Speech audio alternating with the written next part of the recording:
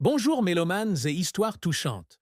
Aujourd'hui, nous vous proposons un voyage à la découverte de la vie d'Isabelle Boulay, chanteuse légendaire du Québec, au Canada, qui a conquis des millions de cœurs avec ses mélodies profondes et émouvantes.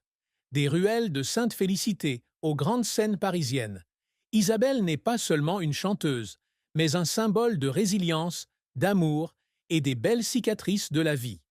Abonnez-vous à notre chaîne pour tourner les pages d'une vie riche en émotions, où chaque note est un battement de cœur, chaque histoire un voyage humain.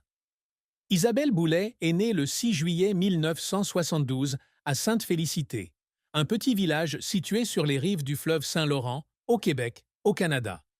Issue d'une famille modeste où ses parents tenaient un petit restaurant, Isabelle était habituée à un mode de vie simple, aux soirées remplies des rires des convives et des arômes des plats maison. Mais derrière cette apparence paisible se cachèrent des tempêtes silencieuses, des douleurs qui l'ont façonnée. Sainte Félicité, avec ses chants verdoyants et ses vagues clapotant sur le rivage, était non seulement sa ville natale, mais aussi le lieu où les premières cicatrices ont marqué le cœur d'Isabelle. La plus grande douleur d'Isabelle remonte à sa jeunesse, lorsqu'elle a dû affronter la solitude et l'insécurité intérieure. Petite fille timide, Isabelle se sentait souvent perdue dans la foule, comme si elle appartenait à un autre monde, où seule la musique la raccompagnait. Elle a un jour confié que durant ces années, elle se cachait souvent dans sa chambre, écoutant des disques de Jacques Brel et d'Édith Piaf, laissant ses mélodies apaiser sa tristesse sans nom. La musique est devenue un refuge, mais aussi un rappel de sa différence, de son sentiment de ne jamais vraiment s'intégrer. Cette douleur, bien qu'elle ne soit pas une perte spécifique, est devenue une part indissociable de l'être d'Isabelle, une mélodie triste qui résonnait dans chacune de ses chansons.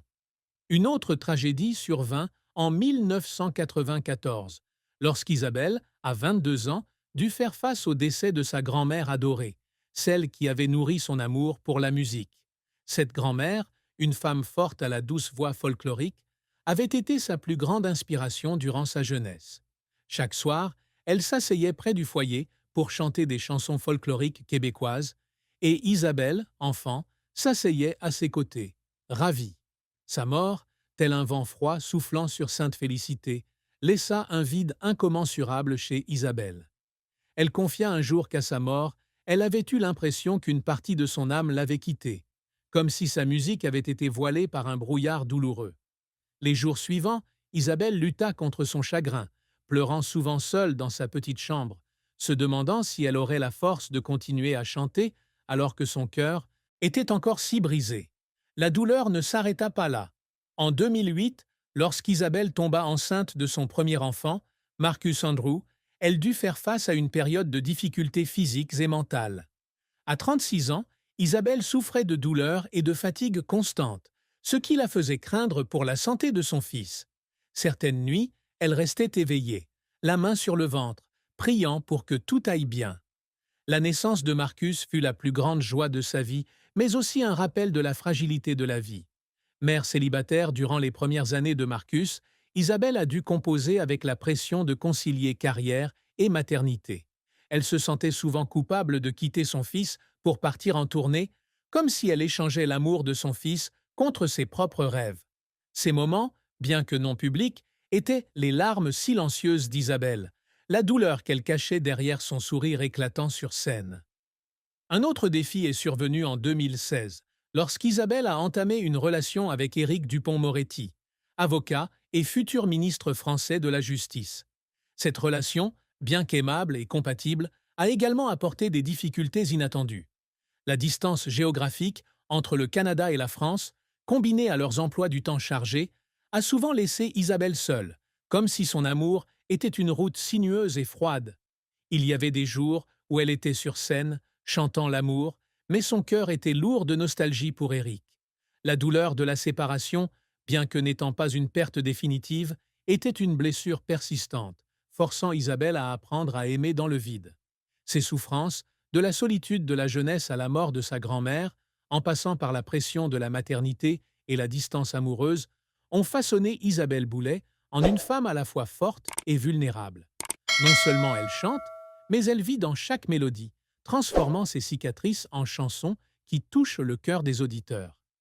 Sainte Félicité, avec ses vagues et ses chants, est un lieu témoin de ses souffrances, mais aussi celui où Isabelle apprend à se tenir debout, à chanter, même si son cœur est encore rempli de larmes. Le parcours d'Isabelle Boulay est une histoire de talent, de persévérance et de larmes silencieuses. D'une jeune fille timide de Sainte Félicité, Isabelle est devenue l'une des chanteuses les plus importantes du Québec, reconnue comme l'une des grandes voix québécoises. Sa carrière, ponctuée de succès éclatants et d'échecs douloureux, témoigne d'un esprit qui ne renonce jamais, même s'il lui arrive de pleurer parce que ses efforts ne sont pas récompensés.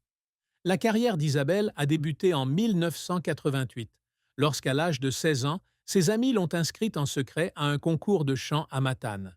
Sans aucune préparation, Isabelle est montée sur scène, le cœur battant, interprétant une chanson folklorique québécoise d'une voix claire, mais pleine d'émotion. Bien qu'elle n'ait pas remporté le premier prix, sa performance a attiré l'attention de Joselito Michaud, qui est devenu plus tard son agent. Cette fille a quelque chose de spécial, a dit Joselito. Sa voix est comme une histoire, comme un murmure du cœur. C'est ce concours qui a ouvert les portes à Isabelle, la faisant passer des rues de campagne au monde de la musique professionnelle. En 1990, Isabelle a remporté le Festival de la chanson de Petite-Vallée grâce à son interprétation de Les gens de mon pays de Gilles Vigneault. Un an plus tard, elle a continué à faire sensation au Festival de la chanson de Granby, où elle a conquis le public avec Amsterdam de Jacques Brel et Naufrage de Dan Bigra. Ces victoires, aussi modestes soient-elles, furent les premiers pas dans la carrière d'Isabelle, ces moments où elle réalisa que la musique n'était pas seulement un refuge, mais sa destinée. Mais le chemin à parcourir ne fut pas facile. Isabelle dut faire face aux doutes des initiés de l'industrie, qui pensaient qu'une fille d'une petite ville ne pouvait pas rivaliser dans le monde impitoyable de la musique. Il y eut des soirs où elle resta seule dans son petit appartement montréalais, se demandant si elle aurait la force de continuer, mais chaque fois, elle se leva et chanta de tout son cœur.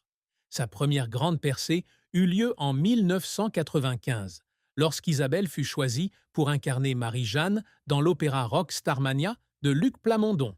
Ce rôle, joué de 1995 à 1998, la fit connaître au public québécois. Sur scène, sous les projecteurs, Isabelle se transforma en une femme forte mais blessée, comme si elle racontait sa propre histoire. Starmania fut non seulement un tournant dans sa carrière, mais aussi l'occasion pour Isabelle d'apprendre à transformer la douleur en force, à utiliser sa voix pour toucher le cœur du public. Mais ce succès s'accompagnait aussi de pression. Certains soirs, elle quittait la scène les yeux rouges, non pas de joie, mais d'épuisement et de peur de ne jamais être à la hauteur.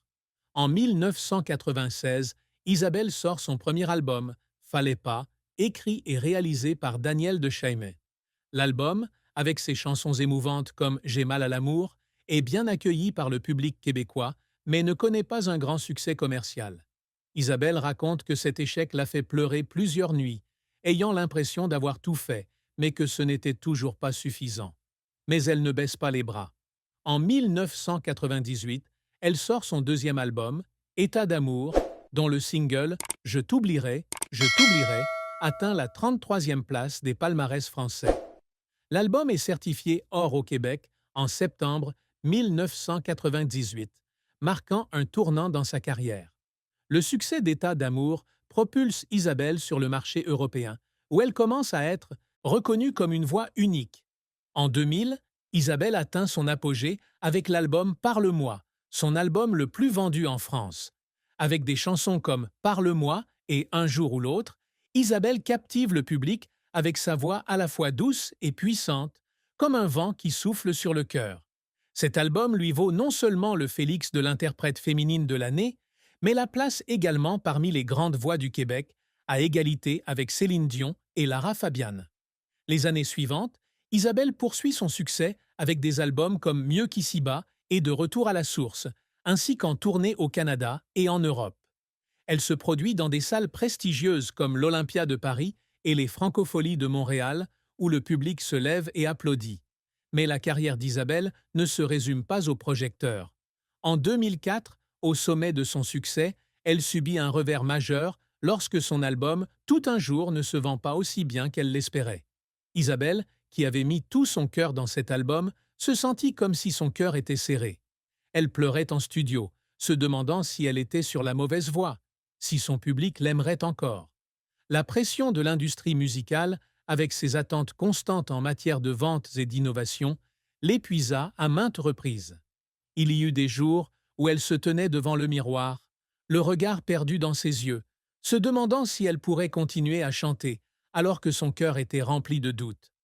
Un autre défi survint en 2019, lorsqu'Isabelle participa au projet d'enregistrement « Tu trouveras la paix » avec d'autres chanteurs québécois pour soutenir René Claude, atteinte de la maladie d'Alzheimer. Ce projet, malgré sa portée humanitaire, évoqua une douleur personnelle chez Isabelle, qui se souvint de sa grand-mère, qui avait perdu la mémoire dans ces dernières années. Il y a eu des moments en studio où Isabelle a dû s'arrêter pour essuyer ses larmes, l'émotion étant trop forte. Mais ce sont ces épreuves qui ont fait d'Isabelle Boulay une femme forte, une femme qui utilise sa voix pour surmonter toutes les souffrances, pour raconter non seulement les siennes, mais celles de millions d'autres. Isabelle Boulay et Éric Dupond-Moretti se sont rencontrés à l'été 2016, lors d'un dîner intime organisé par des amis communs. À cette époque, Isabelle, chanteuse célèbre à la voix soul, et Éric, avocat pénaliste réputé surnommé Acquittator, en raison de son nombre impressionnant de succès, semblaient en provenir de deux mondes différents. Mais c'est cette différence qui les a rapprochés, comme deux mélodies fusionnant en une seule chanson. Isabelle a un jour confié avoir été attirée par l'intelligence vive et la franchise d'Éric, tandis qu'Éric était enchanté par la douceur et la profondeur émotionnelle de la voix d'Isabelle. Leur relation s'est rapidement approfondie et, en mai 2021, ils ont officiellement signé un contrat de partenariat civil, une étape importante de leur amour, bien qu'ils ne soient pas officiellement mariés. Concernant le mariage, Isabelle a révélé dans une interview au magazine 7 jours qu'elle n'accordait pas beaucoup d'importance à l'organisation d'un mariage traditionnel. « Je n'ai pas besoin d'un bout de papier pour prouver mon amour », a-t-elle déclaré, les yeux brillants de sincérité. Pour Isabelle, l'amour avec Éric est un cheminement de camaraderie et de compréhension, sans rituel superficiel. Elle a souligné que la distance géographique entre le Canada et la France, où elle vit avec son fils Marcus et où Éric travaille, lui a appris à chérir chaque instant passé ensemble. « Nous nous aimons dans les moments difficiles, dans l'attente », a-t-elle confié, la voix pleine d'émotion. Isabelle a également admis que l'arrivée d'Éric au poste de ministre de la Justice en 2020 avait compliqué leur relation, son emploi du temps chargé leur laissant peu de temps à passer ensemble. Mais ce sont ces difficultés qui lui ont permis de chérir encore plus leur amour. Cependant, une tragédie a bouleversé le monde d'Isabelle lorsqu'elle a découvert un diagnostic médical inquiétant concernant la santé d'Éric. Fin 2023, Éric a commencé à ressentir des symptômes inhabituels, des douleurs thoraciques inexpliquées et une fatigue persistante. Après plusieurs examens, les médecins ont diagnostiqué une maladie cardiaque rare nécessitant une surveillance étroite et une possible intervention chirurgicale ultérieure. La nouvelle, telle une tempête soudaine, a bouleversé Isabelle. Elle a confié dans une rare interview qu'à l'annonce du diagnostic, elle avait eu l'impression que le monde s'écroulait. « J'étais là, dans le cabinet du médecin, et j'avais envie de crier, mais je ne pouvais pas », a-t-elle confié, la voix étranglée. Des larmes ont coulé sur ses joues à l'idée de perdre l'homme qu'elle aimait, celui qui avait été son soutien spirituel pendant ces années difficiles. Isabelle, au cœur sensible d'une artiste, a traversé des jours douloureux face au diagnostic d'Éric. Elle prenait régulièrement l'avion entre le Canada et la France pour être à ses côtés, malgré son emploi du temps chargé en tournée. Il y avait des soirs où elle s'asseyait au chevet d'Éric, lui tenant la main, chantant de vieilles chansons qu'ils avaient écoutées ensemble, comme pour les réconforter tous les deux. « J'ai chanté pour garder notre amour », disait-elle un jour, les yeux rouges. Isabelle avouait aussi que la maladie d'Éric l'avait fait réfléchir à la fragilité de la vie, à la façon dont on n'apprécie souvent pas les moments passés avec ceux qu'on aime jusqu'à ce qu'on soit confronté au risque de les perdre. Ses larmes, cachées aux yeux du public, témoignaient d'un amour si profond, si prêt à affronter toutes les épreuves. La relation entre Isabelle Boulay et Éric Dupond-Moretti n'est pas un mariage au sens traditionnel du terme, mais un amour profond fondé sur le respect, l'indépendance et l'harmonie spirituelle. Malgré la signature d'un contrat civil en 2021, Isabelle et Éric n'ont pas encore célébré de mariage officiel et considèrent tous deux leur amour comme un cheminement qui ne se limite pas aux formalités. Isabelle a confié à l'émission Un dimanche à la campagne en mars 2024 que leur amour est un tableau coloré où chacun a l'espace pour s'épanouir individuellement, mais se tourne toujours l'un vers l'autre en cas de besoin. Notre amour n'est pas rationnel, mais c'est ce qui le rend beau, a-t-elle déclaré avec un sourire satisfait. Cependant, leur relation n'est pas sans ombre. La distance géographique entre le Canada et la France, ainsi que leurs horaires chargés, ont créé leurs propres défis. Chanteuse en tournée internationale et mère de Marcus, Isabelle fait souvent des allers-retours entre les deux continents. Éric, surtout pendant son mandat de ministre de la Justice de 2020 à 2024, est accaparé par ses responsabilités politiques, l'empêchant de quitter la France pour de longues vacances. Isabelle a un jour confié qu'il y avait des jours où elle avait l'impression que leur amour était un chemin froid et tortueux, où ils devaient apprendre à aimer par appel vidéo et lettres manuscrites. Il y avait des nuits où je pleurais parce qu'il me manquait, a-t-elle admis. Mais je savais que cet amour valait la peine de se battre. Éric, de son côté, n'a pas caché les difficultés de leur relation. Dans une interview à l'émission Quelle époque, le 1er février 2025, il a appelé Isabelle « mon amour » et a admis que son mandat de ministre de la Justice lui avait coûté de nombreux moments avec elle. Je ne pouvais pas quitter Paris et elle a dû rester au Canada à cause de son fils et de sa carrière, a-t-il dit à voix basse. Mais elle a toujours été là pour moi et je lui en serai toujours reconnaissant. Éric a également confié qu'Isabelle avait joué un rôle clé dans ses grandes décisions, de son acceptation du poste de ministre à son retour sur scène avec la pièce. J'ai dit oui en 2025. C'est elle qui m'a redonné confiance en moi, a-t-il déclaré, les yeux brillants de fierté. Le plus grand point noir de leur relation était le stress causé par la maladie cardiaque d'Éric. Isabelle a un jour confié que le diagnostic les avait forcés à avoir des conversations difficiles, sur l'avenir, sur ce qu'ils voulaient faire ensemble si le temps pressait. Éric, avec la forte personnalité d'un avocat, s'efforçait de garder une façade optimiste, mais Isabelle savait qu'il avait peur aussi. Il disait qu'il n'avait pas peur de mourir, mais j'ai vu l'inquiétude dans ses yeux, a-t-elle dit, la voix brisée. Ces moments, assis ensemble en silence, main dans la main, étaient des recoins dont ils ne parlaient jamais, mais ils témoignaient d'un amour qui avait surmonté toutes les épreuves. Isabelle Boulay, forte d'une carrière